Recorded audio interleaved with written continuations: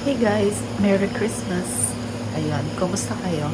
So today gagawa tayo ng leche plan para sa Noche Buena. And tingnan natin kung masarap pa rin siya kung isama natin yung egg white sa paggawa. Kasi usually, inihiwala yung red ng itlog at saka yung white. So ang kinukuha lang talaga ay yung red. So yun daw yung mas creamier na leche plan. But this time, tingnan natin kung pwede.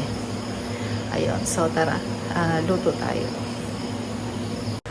So dito nga, nag-prepare tayo ng 12 pieces na egg. And this time, isinama ko yung white ng egg. So ayan, hinalo ko na lang siya.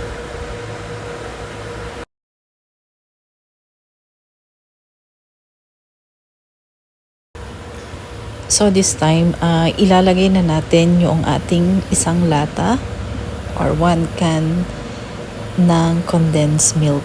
Ayun. Guys, I suggest na dapat 2 lata para mas masarap siya at creamier. Then after a while, ito naman yung ating isang lata ng evaporated milk. So yan.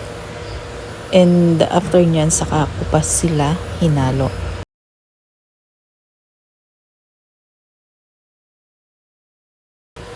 And also, don't forget the 2 cups of white sugar. Ayun, ito yung magpapatamis.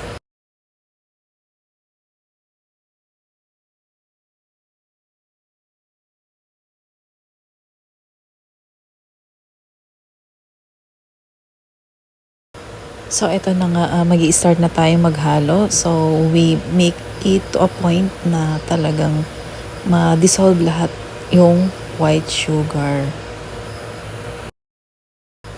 And, alam nyo guys, 5 years ago pa pala ako last na nagluto ng leche plan. So, ngayon parang nangangapa ako and parang baguhan muli.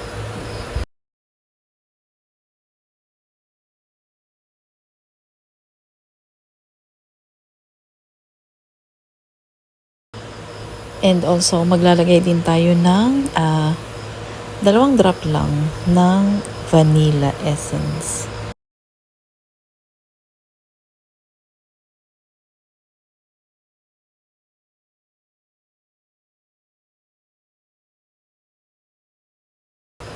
And also, don't forget yung ating calamansi or lemon. 2 calamansi. And we also prepare na yung ating arnibal. At dahil wala rin ako nakita na magandang salaan, so ayan, pinagtiyagaan ko yung isang maliit na salaan na yan. Ayan, inabot ako dyan ng medyo may katagalan. And guys, ayan, bago nga pala natin siya isalang sa kawali or sa steamer, kailangan natin siyang balutan ng plastic para kung sakaling mabutas, hindi maglilik. And ayan nga, this time hindi ko na napakita and ito na yung finished product natin. Okay naman siya.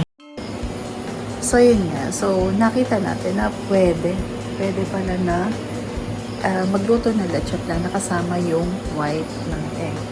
So, thank you for watching and see you again. God bless us all. Bye. It's caught in the crossfire.